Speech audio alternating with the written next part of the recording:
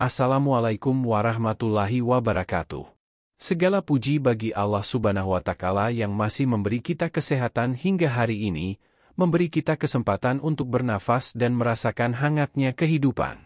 Shalawat serta salam senantiasa tercurah kepada junjungan Nabi Muhammad Shallallahu Alaihi Wasallam, suri tauladan yang mulia. Semoga kita semua dijauhkan dari mara bahaya, diberikan ketenangan hati, rezeki yang halal, dan kehidupan yang penuh keberkahan. Amin ya Rabbal Alamin.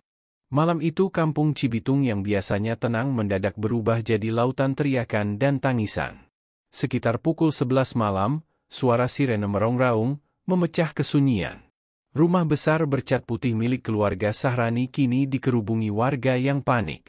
Lampu-lampu senter polisi menyorot setiap sudut halaman, garis kuning dipasang tergesa, dan beberapa petugas terlihat sibuk keluar masuk rumah dengan wajah tegang. Warga yang tak berani mendekat hanya bisa mengintip dari celah pagar, wajah mereka pucat seolah menyaksikan mimpi buruk yang nyata. Astagfirullah, katanya Pak Sahrani sama keluarganya, suara Bu Minah tercekat, tangannya gemetar memegang mulut. Ia adalah tetangga dekat yang sejak sore tadi merasa heran karena rumah besar itu sepi, tidak ada cahaya, tidak ada suara televisi seperti biasanya. Ketegangan semakin menjadi-jadi ketika kabar mulai menyebar dari mulut ke mulut, seluruh keluarga Sahrani ditemukan tak bernyawa. Pak Sahrani tewas dengan luka tusukan di dada, istrinya ditemukan terkapar di dapur dengan kepala penuh darah, dan kedua anak remajanya, Adit dan Nisa, ditemukan di kamar masing-masing dalam kondisi mengenaskan. Rumah yang dulu jadi tempat warga mencari pertolongan kini berubah jadi rumah horor yang membuat bulu kuduk berdiri. Polisi segera mensterilkan lokasi, namun bisikan-bisikan penuh rasa takut tetap terdengar di antara kerumunan. Ya Allah, siapa yang tega sama keluarga sebaik itu, ujar seorang bapak sambil menunduk. Selama ini mereka suka bantu orang, masa ia ada yang dendam, sahut yang lain dengan nada tak percaya. Suasana semakin mencekam saat petugas membawa kantong jenazah satu persatu keluar dari rumah. Tangis histeris pecah dari beberapa kerabat yang baru datang. Lampu blitz kamera wartawan berkelebat, memperburuk suasana yang sudah mencekam. Warga semakin yakin bahwa ada misteri gelap yang melingkupi keluarga itu. Sebab tidak ada tanda perampokan, pintu tidak rusak, jendela tertutup rapat, dan barang-barang berharga masih lengkap. Berarti pelakunya pasti orang dekat, orang yang mereka kenal baik, bisik seorang pemuda dengan nada bergetar. Nama seorang gadis kemudian mencuat, Rara. Ia adalah anak angkat keluarga itu yang sejak kecil tinggal bersama mereka. Rara ditemukan oleh keluarga Sahrani di sebuah panti asuhan, lalu dibesarkan penuh kasih layaknya anak sendiri. Namun belakangan, perilakunya berubah. Ia sering murung, suka mengurung diri di kamar, bahkan kabarnya pernah bersitegang dengan almarhumah Ibu Sahrani. Meski begitu, siapapun yang mendengar namanya disebut sebagai tersangka tak kuasa menahan rasa tidak percaya. Bagaimana mungkin seorang anak yang diselamatkan dari panti, diberi pendidikan, diberi kasih sayang, tega membalas dengan darah? Di sudut lain, beberapa warga masih bergidik mengingat cerita lama. Konon, rumah itu sudah lama menyimpan aura aneh. Ada tetangga yang mengaku sering mendengar suara langkah kaki di malam hari padahal semua penghuni sudah tidur. Ada pula yang mengaku melihat bayangan perempuan berdiri di jendela padahal tak ada siapapun di dalam. Kini, semua cerita mistis itu seolah bercampur dengan tragedi berdarah malam ini, menambah rasa takut dan membuat warga makin tak bisa tidur. Polisi terus mengumpulkan barang bukti. Mereka menemukan pecahan gelas di ruang tamu, bercak darah di gagang pintu, dan aroma parfum wanita yang menyengat di dekat kamar utama. Semua itu semakin menguatkan dugaan bahwa pelaku mengenal baik isi rumah tersebut. Malam itu, suasana benar-benar tak karuan. Warga berdiri berdesakan hingga ke jalan besar, sebagian berdoa lirih, sebagian lagi sibuk merekam dengan ponsel untuk diunggah ke media sosial. Dalam hitungan menit, tragedi ini sudah jadi berita viral, membuat ribuan orang di seluruh negeri ikut terkejut. Raut wajah polisi yang keluar masuk rumah semakin tegang. Kapolsek setempat sempat memberi keterangan singkat kepada wartawan. Kami menemukan beberapa kejanggalan. Tidak ada barang yang hilang, sehingga motif perampokan kami coret. Kemungkinan besar ini dilakukan oleh orang dekat korban. Saat ini kami masih mendalami jejak sidik jari dan saksi-saksi di sekitar lokasi. Suaranya berat, namun jelas ada keterkejutan juga di wajahnya. Malam itu hujan turun rintik-rintik, seolah langit ikut berduka. Garis polisi yang basah menempel di dinding rumah membuat suasana semakin menyeramkan. Beberapa orang bahkan melihat sosok bayangan bergerak di jendela lantai 2 padahal rumah sudah kosong, hanya polisi yang masih memeriksa. Jangan-jangan arwahnya belum tenang, ujar seorang pemuda sambil menelan ludah. Segera ia disuruh diam oleh orang tua di sebelahnya, takut ucapannya mengundang bala. Di rumah duka, suasana tak kalah pilu. Beberapa kerabat datang dengan wajah kalut. Mereka tak henti-hentinya bertanya, siapa yang tega? Kenapa harus keluarga sebaik itu? Bahkan, beberapa orang mulai menyalahkan keadaan. Mungkin ada yang iri, mungkin ada yang dendam, ujar salah satu kerabat. Namun yang paling membuat bulu kuduk merinding adalah ketika seseorang menyebut nama Rara lagi-lagi.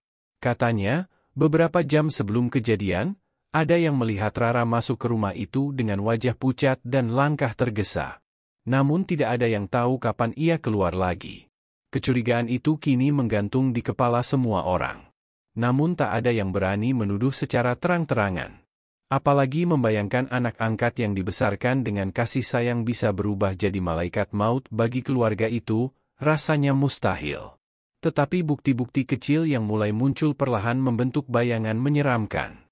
Malam itu warga pulang dengan hati gelisah. Tidak ada yang bisa tidur tenang.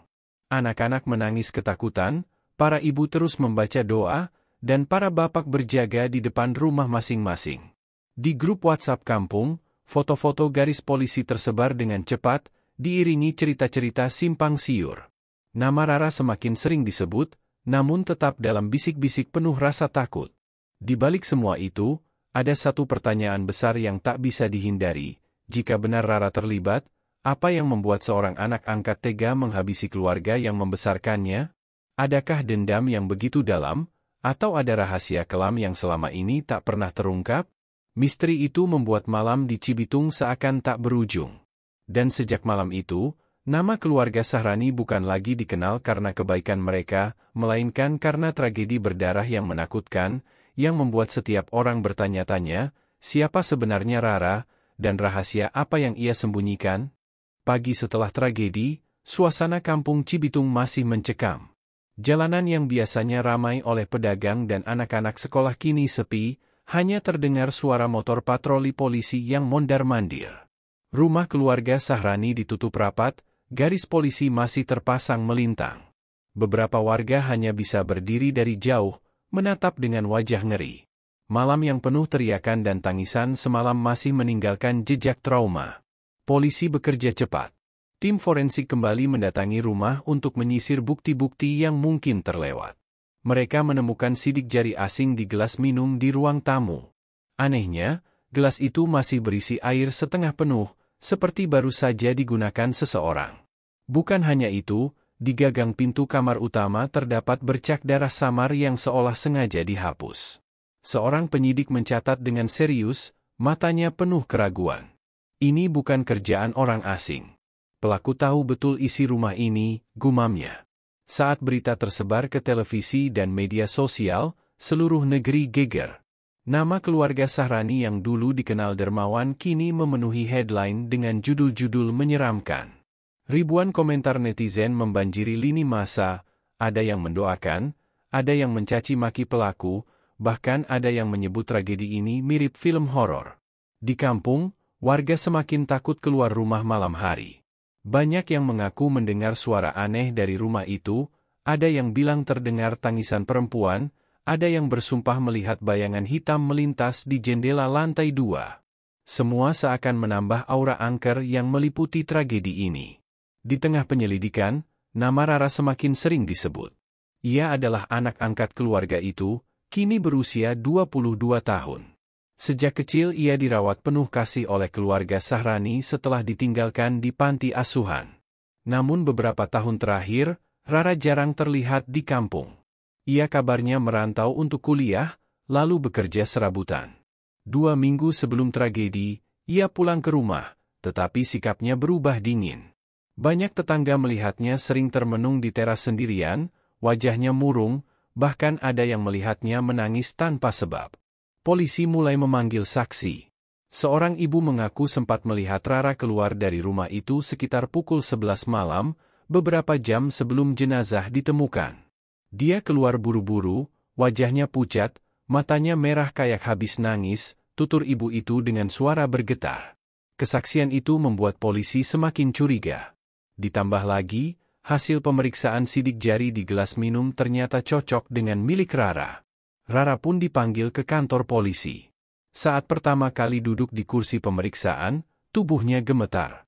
Ia berusaha menenangkan diri, tetapi matanya tak bisa berbohong. Polisi menanyakan keberadaannya malam itu, ia menjawab bahwa ia sedang menginap di rumah seorang teman.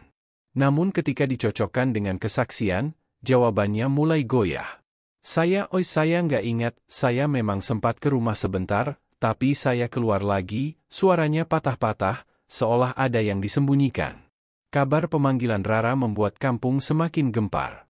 Warga berkerumun di depan kantor polisi, sebagian berbisik penuh kecurigaan, sebagian lain menolak percaya. Masa iya sih Rara? Dia kan anak baik, nggak mungkin tega, ujar seorang pemuda yang dulu sering bermain bersama Rara.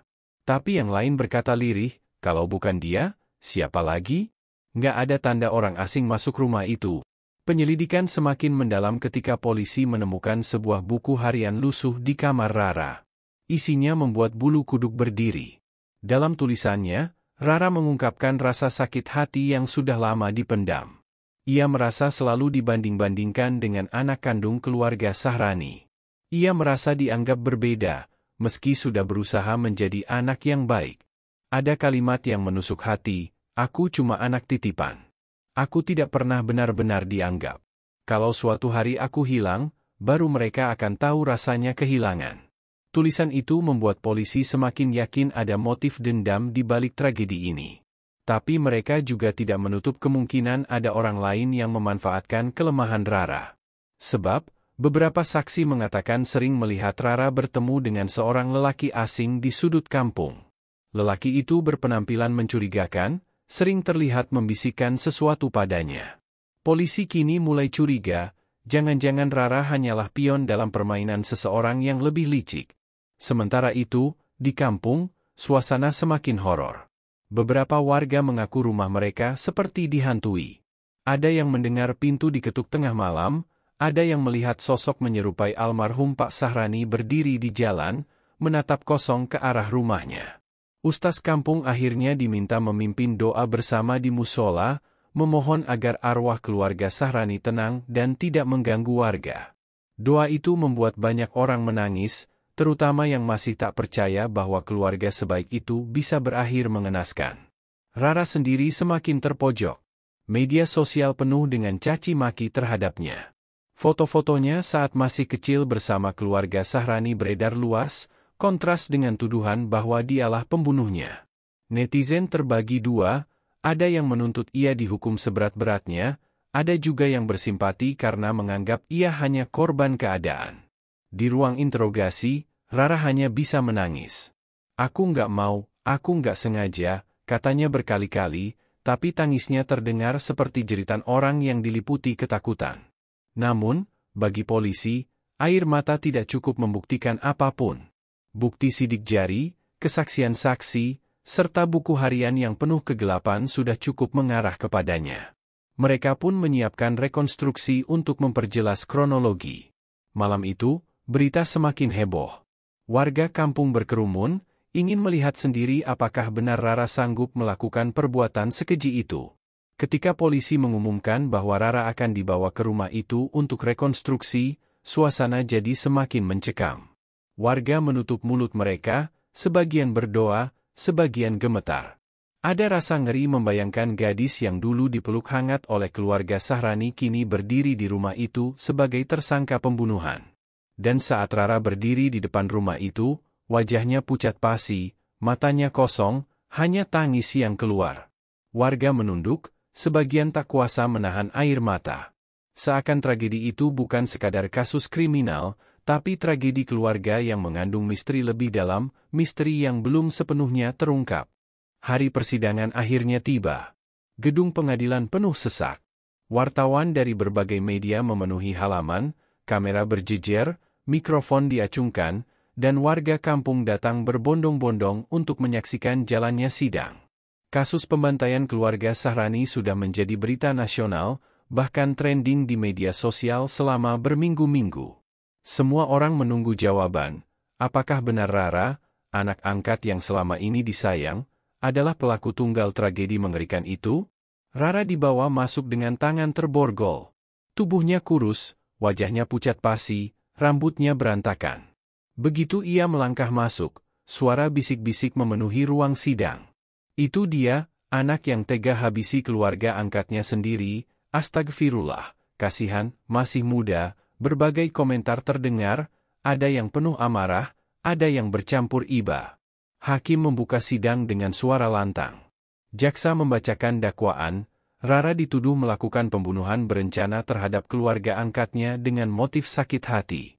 Jaksa memaparkan bukti-bukti, sidik jari Rara di gelas, bercak darah di gagang pintu, buku harian yang penuh tulisan tentang rasa sakit hati, serta kesaksian tetangga yang melihatnya keluar dari rumah pada malam kejadian. Semua bukti itu seolah menjerat leher Rara semakin erat. Namun saat giliran pengacara Rara berbicara, suasana berubah. Pengacara membela kliennya dengan mengatakan bahwa Rara mengalami tekanan psikis berat. Ia bukan pelaku yang dingin dan terencana, melainkan korban luka batin sejak kecil.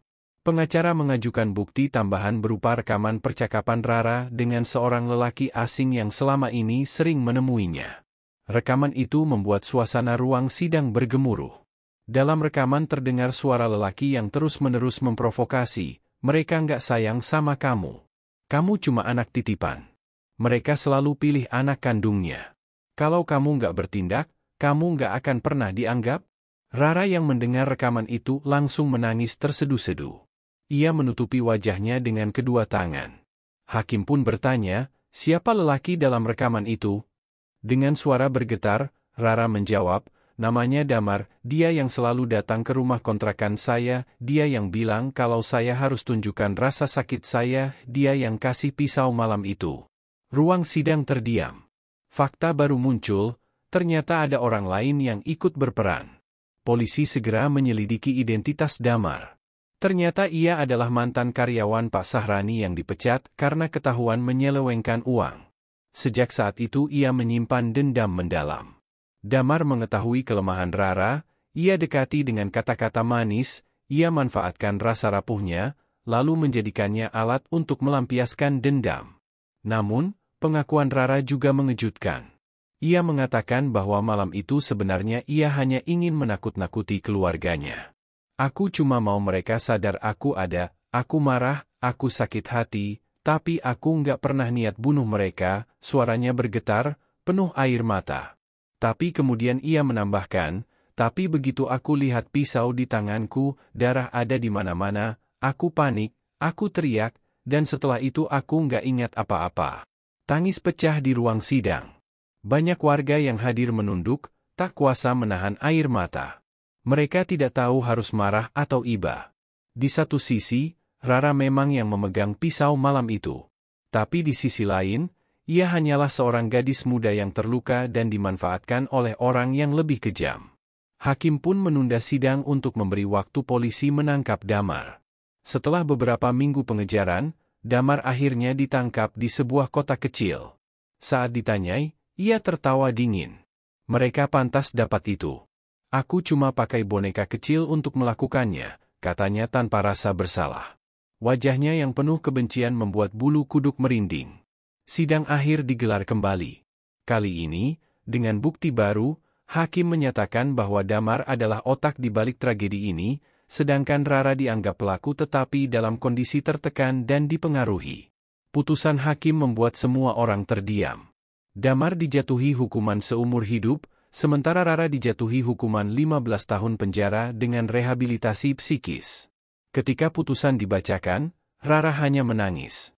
"Maafkan aku, Bapak, Ibu, Adit, Nisa," suaranya lirih, seperti berbicara kepada arwah keluarga yang sudah tiada. Warga pun menangis, bahkan beberapa polisi yang mengawal terlihat menunduk haru. Sejak hari itu, tragedi keluarga Sahrani menjadi peringatan kelam bahwa luka batin bisa berubah menjadi bencana jika tidak disembuhkan. Rara, yang dulu dipeluk penuh kasih, kini hidup dalam penjara batinnya sendiri. Dan Damar, lelaki penuh dendam, menjadi simbol betapa berbahayanya kebencian yang dipelihara. Malam-malam di kampung Cibitung masih mencekam. Meski kasus sudah selesai, banyak warga mengaku masih mendengar suara tangisan dari rumah keluarga Sahrani yang kini kosong. Ada yang bilang melihat sosok perempuan duduk di teras, menatap jalan dengan mata kosong. Entah hanya halusinasi atau benar arwah yang belum tenang, yang jelas tragedi itu meninggalkan bekas luka yang tak akan pernah hilang. Dan nama Rara akan selalu dikenang, bukan sebagai anak manis yang pernah diselamatkan, melainkan sebagai anak angkat yang menyeret keluarga angkatnya ke dalam tragedi berdarah yang menakutkan.